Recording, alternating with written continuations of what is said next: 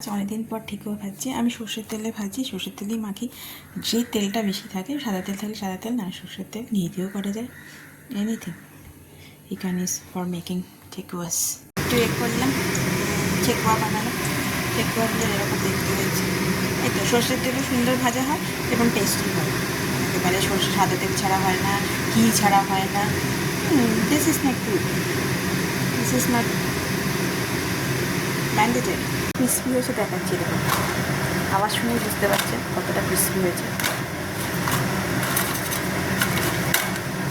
খুব ক্রিসপি হয়েছে। যদি মিষ্টিটা খোয়াটা ভালো জিনিস নয়, এর থেকে টেস্টটা কেমন হয়েছে খাস্তা ঠেকুয়াটার খুব ক্রিসপি হয়েছে। বা এর থেকে কিন্তু যাই বলি, রুই মাছের কাসুন পোড়া ঝোলটা বিলে গেছে আমার ইউটিউবে রেসিপিটা। রুই মাছের কাসুন পোড়া ঝোল বলছে, একটা রেসিপি এসছে, মানে সর্ষের একটা ঝোল, খুব সুন্দর দেখতে। হ্যাঁ